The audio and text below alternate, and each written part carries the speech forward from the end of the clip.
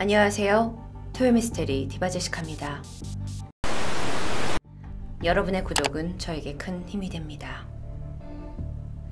1945년 8월 20일 일본 북부지방의 아오모리현의 오미나토항, 그곳은 그날따라 몹시 분주했습니다.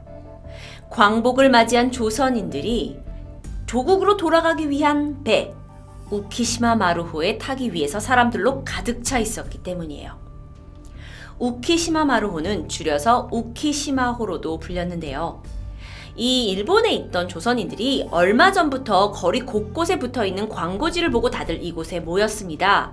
그 광고지에는 8월 20일 부산으로 향하는 마지막 배입니다. 우키시마 마루호 라고 적혀 있었어요. 조선인들은 그동안 일본으로 강제징용이 되어서 고국을 그리워하면서 제대로 먹지도 입지도 못하고 몇 년이나 고되게 일하면서 살았던 삶이에요. 그런데 광복이 되고 드디어 고향으로 돌아가서 가족들을 만날 수 있다는 생각에 너무도 들떠 있었죠. 흥분감을 감추지 못했어요. 그런데 이런 분위기와는 좀 다르게 우키시마 마루호의 해군 승무원들의 마음은 좀 달랐습니다. 원래 이 배가요, 조선에 거주하고 있는 일본인들을 데려와라 하는 것이 그들의 임무였어요. 그런데 갑작스럽게 바뀌어서 일본 북부에 있는, 그러니까 지금 홋카이도 지방에 있는 조선인 노동자들을 부산으로 실어 내려보내라는 명령으로 바뀌게 된 거죠. 그래서 이런 것 때문에 몇몇 일본 해군들은 좀 왜 명령을 갑자기 바꾸는 거냐 하면서 항의했지만, 당국에서는 이례적으로 명령에 따르지 않으면 군법에 회부하겠다라고 강력하게 대응했기 때문에 그들도 어쩔 수 없이 배에 올라서 조선인들을 데려다주는 임무를 수행하게 된 것이었죠. 당시 일본은요, 세계 2차 대전에서 패한 상태였고요.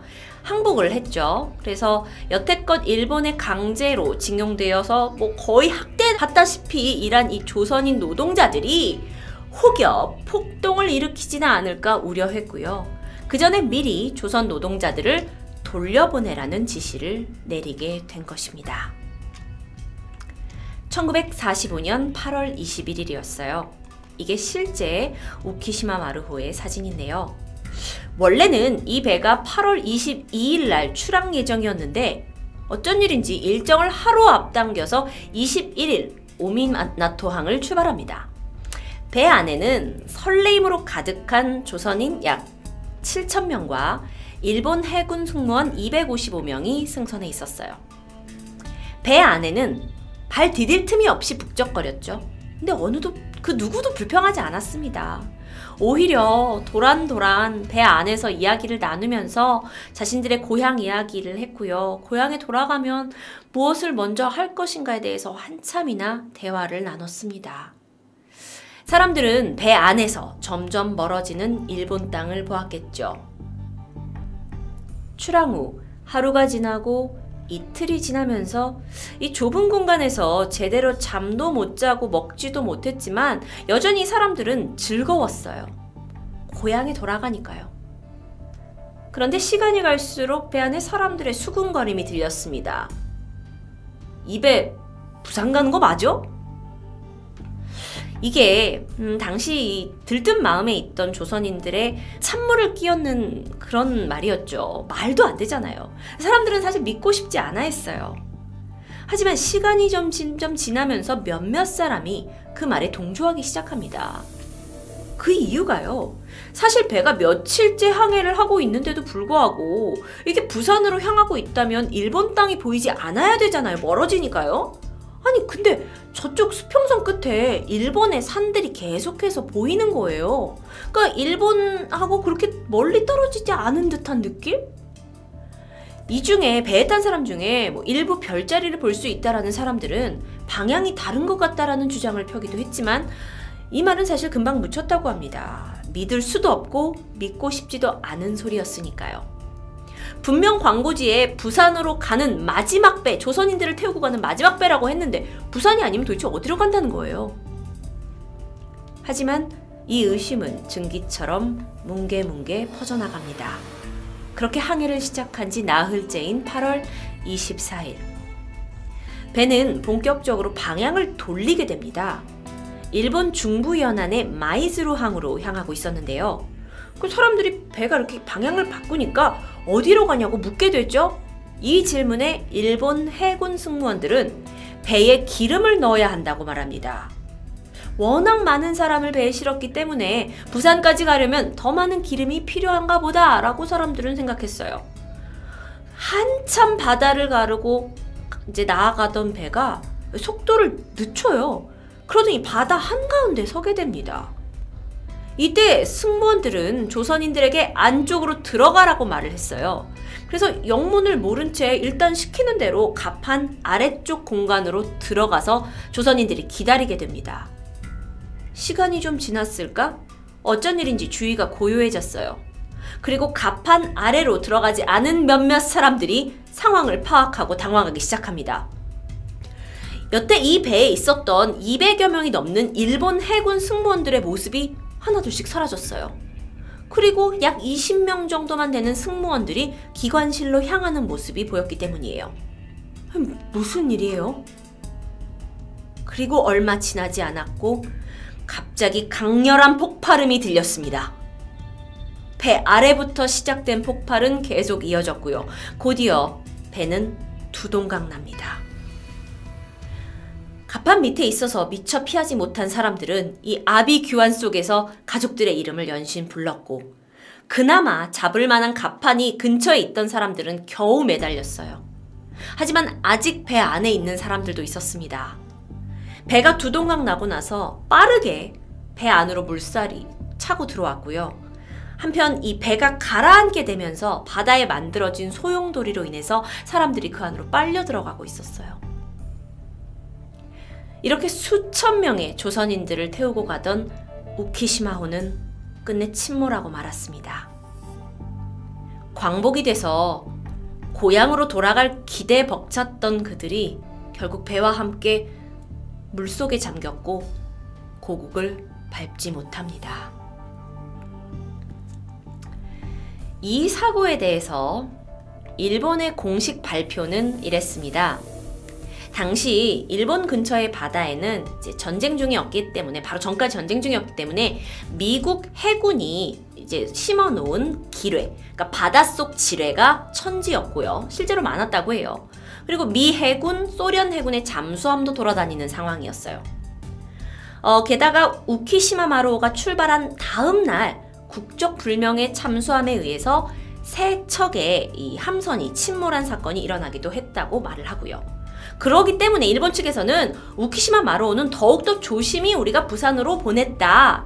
하지만 도중에 연합국 측에서 8월 25일 0시 이후로 100톤 이상의 배 출항을 금지시켰고 항해 중이더라도 이 배를 가장 가까운 항구로 입항하라고 명령했다. 그래서 일왕이 8월 24일 날 오후 6시까지 이 도저히 목적지에 도착을 못하는 배는 그냥 전부 가까운 항구로 회항하라는 명령을 내렸고 우리도 그 지시를 들었고 일본 쪽에서 지시를 들었고 연료도 보충을 해야 됐기 때문에 결국 이 배는 마이즈루 항으로 입항하기로 결정했다. 부산에 가던 길의 중간에. 그러다가 이 배가 이 바닷속에 있는 지뢰, 그러니까 기뢰로 인해서 갑작스럽게 폭발이 일어났고 침몰했고 때문에 조선인 524명 승무원, 일본 승무원 25명이 사망했다는 것이 일본의 공식 발표였습니다. 뭐가 문제일까요? 바닷속 지뢰라는 그 기뢰에는 여러 가지 종류가 있다고 합니다. 자기 기뢰는 우키시마호의 자체 장비로 탐색이 가능해서 지뢰가 있더라도 피해갈 수 있었어요. 그런데 다른 종류의 기뢰는 이 배 안에 자체적인 탐색 장치가 없었던 거죠. 그래서 마이즈루 항으로 이제 가까이 다가가기 위해서는 어디에 기뢰가 있을지 모르니까 원래는 해군 군함에서 소해적, 그러니까 되게 작은 배 하나를 보내가지고 인근 바다까지 원래 나와서 여기에 기뢰가 있습니다 없습니다를 확인해주고 이 큰 배를 안내해야 하는데 이 소해정이 제때 마중을 나오지 않았던 거죠. 그래서 우키시마호가 기뢰가 있는 그 바닷가 쪽으로 들어가는 바람에 반응을 했고 결국 대규모 폭발로 이어졌다는 겁니다. 또 일본은요, 우키시마호 이 상태가 이 배의 위쪽에 있는 구조물이 파괴된 것이 아니라 배 바닥이나 하부 구조물에 이제 폭발한 흔적이 있었고 이 부품들도 다 근처에서 발견되고 했고 폭발로 인한 구멍은 없었다 하면서 이건 사고였다고 강력히 주장합니다. 하지만 한국의 의견은 좀 달랐어요. 자, 먼저 지적하는 게 뭐냐면요. 이 당시 배에 탔던 사람의 수입니다. 저는 처음에 여러분께 조선인 7,000명이라고 이야기를 했는데 사실 일본 측에서 발표한 조선인들은 그렇게 많지 않았다고 해요. 그러니까 사고로 숨진 사람들의 수 또한 어마어마하게 차이가 날 수밖에 없는 거죠.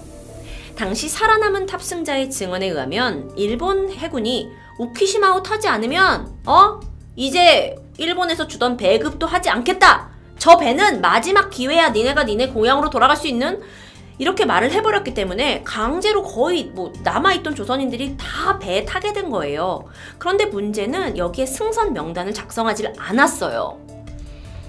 당시에 살아남은 탑승자들 그리고 오미나토항에 살았던 사람들의 증언에 의해서 그리고 또 당시에 그 북부 지역의 강제 노역 현장에서 일했던 사람들 인원을 토대로 추정을 해본다면 그러니까 그들이 다 2배밖에 없다 그러니까 만약에 2배를 타고 갔다 추정하면 일본이 주장하는 3,725명이 아니라 최소 7,000명 많게는 12,000명에 가까운 조선인들이 이 배에 올랐다라는 것이죠.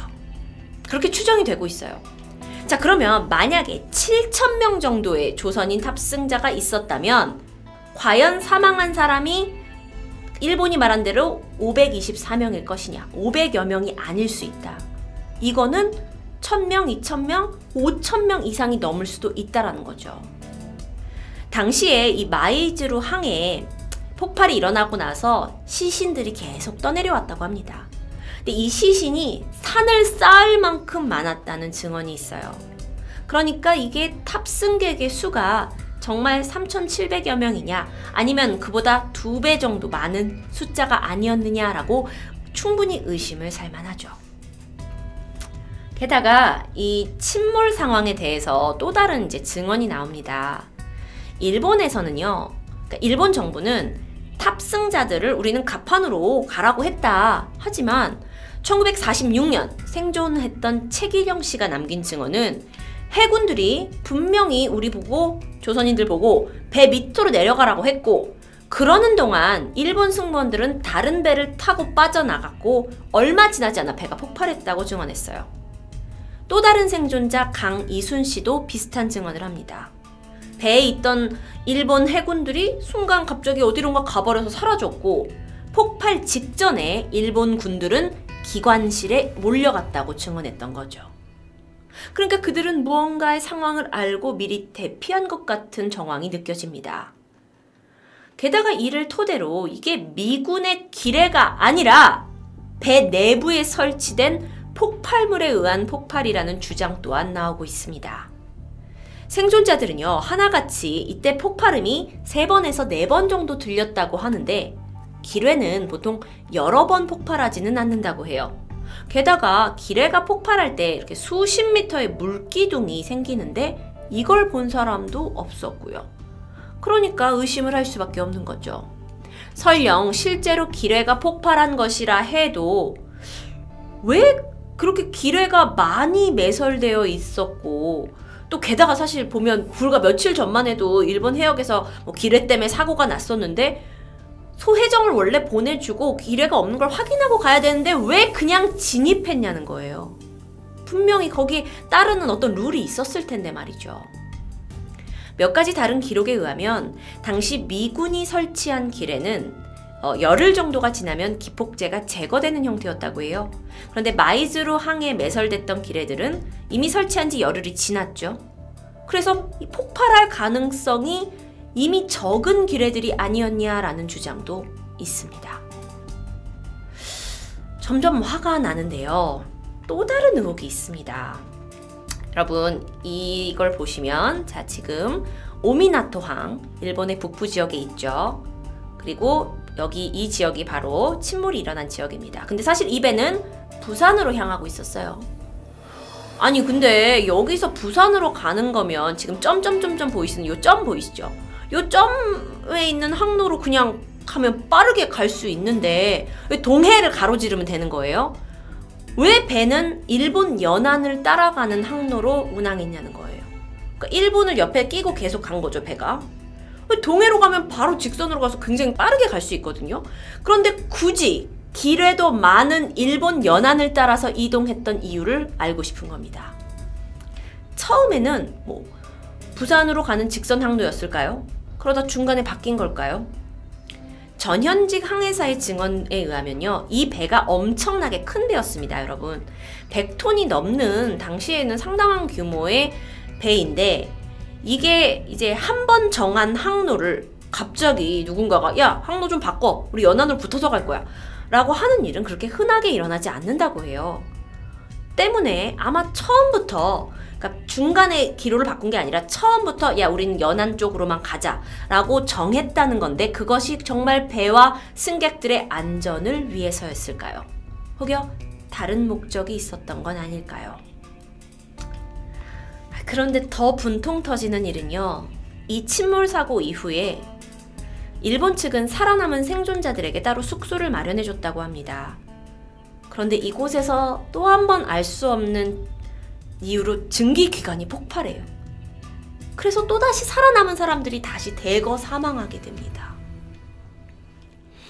이 모든 정황을 조합해 봤을 때 우키시마호의 해군 승무원들은 배가 부산에 도착할 경우 분노한 한국인들이 어쩌면 폭동을 일으킬 수도 있고 보복을 당할 것을 두려워했고, 게다가 당시에 이제 일본이 전쟁이 져가지고 끝난 상황이었는데, 그렇다면 이제 전범 재판을 받잖아요. 그런데 이때 한국인 노동자들을 강제징용을 해가지고 자기 마음대로 막 부려먹었다라는 것, 또는 불리한 증언을 받을 것이 뻔하니까 이에 대비해서 배를 폭발시키고 이후에 살아남은 사람들도 죽이려 했다는 주장이 있습니다. 우키시마호가 폭발한 것은 패전한 일본의 범죄 감추기의 일환으로 일본 해군의 계획적인 범죄로 해석할 수도 있다라는 것이죠. 사고가 난 지 몇 년 후 1954년 일본의 그 민간 기업에 의해서 우키시마 마루호가 인양되었습니다. 그 당시에 한국 유가족들은 사건 진상조사를 요구했어요. 하지만 다 묵살되었고요.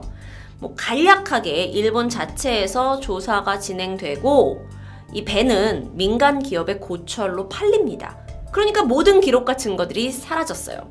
근데 사실 좀 안을 들여다보면 이 인양이 사건 조사를 위한 인양은 아니었어요. 이게 거대한 고철이 바다 밑에 빠져 있는데 이걸 고철을 다시 그집어 얹어서 팔면 돈이 될 거였죠. 그렇기 때문에 사실 일본 측에서는 이 배를 그대로 인양하지도 않았고요. 좀 더 쉽게 인양하기 위해서 다이너마이트로 한 번 더 배를 조각내서 건져 올렸다고 합니다. 그러니까 안에 있는 건 다 부서진 거죠. 그런데 다행히 당시 이 조사에 참여했던 타무라 게이오 씨가 찍은 사진이 있어요. 자, 이게 보시면 이쪽이 배 내부인 것 같고요. 여기는 이제 배 선벽인 것 같아요. 그런데 이 벽 부분의 철근이 이렇게 바깥쪽 부분으로 휘어져 있죠. 그래서 이걸 통해서 무엇을 추정할 수 있냐면 배의 폭발이 배 안에서 시작되었다라는 것을 추정할 수 있는 증거로 주장하고 있습니다. 사실 타무라 게이오 씨가 그 찍은 몇 장의 사진이 거의 이 사건에 대해서 우리가 왈가왈부할 수 있는 유일한 증거라고 해요. 인양 후에 사망자의 유골이라면서 약 500여 구의 유골이 반환이 되었는데요. 사실 그게 유골이 아니라 그냥 수많은 사람들의 뼈 무더기에 불과할 정도로 그냥 대충 섞어서 뼈를 한국으로 보냈다고 합니다. 일제강점 시기에 사실 더 물론 많은 끔찍한 사건들이 있었지만 이 사건은 광복이 되고 나서 정말 다시 조국으로 돌아오려는 그 사람들을 무참히 짓밟은 사건이라 더욱더 가슴이 아픈데요. 또 비교적 덜 알려져 있어요. 우키시마호의 폭발 사고는 지금껏 제대로 된 보상도 인정도 받고 있지 못합니다. 1992년 이 생존자와 유족들이 일본 법원에 개인적으로 이 사건에 대해 피해 보상 요구 소송을 제기했죠. 그리고 10년 만인 2001년 생존자 15명에게 인당 300만 엔의 위로금 지급 판결이 내려집니다. 그런데요, 이마저도 2년 뒤인 2003년에 오사카 고등재판소에서 번복이 돼요. 이게 한일 기본 조약에 의거해서 일본 정부의 책임이 있다 하더라도 이미 배상했다라는 거죠. 그래서 이게 번복이 됩니다. 너무도 안타깝게도 우리 정부는 이 사건에 대한 진상조사나 피해 보상에 관해서 아직까진 적극적으로 개입하지 않고 있는 것으로 보입니다. 그렇다면 그냥 잊혀져 버리는 것일까요? 그리고 우리는 그냥 몰라도 되는 것일까요? 부산 중앙동 수미르 공원에 가시면 우키시마오 침몰 사건의 희생자를 추모하는 작은 위령비가 있습니다. 이 국가의 이 하나의 작은 위령비만이 희생자들을 기리고 있죠. 1919년 3월 1일 전국의 수많은 사람들이 대한민국의 독립을 외치던 그날, 벌써 100년이나 지났습니다. 그리고 일본으로부터 해방된 지 73년이라는 긴 세월이 지났는데요. 하지만 우리는 아직까지도 제대로 된 사과 그리고 위로도 받지 못한 채 시간은 흘러갑니다. 어쩌면 많은 이들이 삶의 지형, 우리가 지금 살아갈 수 있게 만들어준 그 뿌리를 쉽게 지나쳐버리는 것은 아닐까요? 토요미스테리 디바제시카였습니다.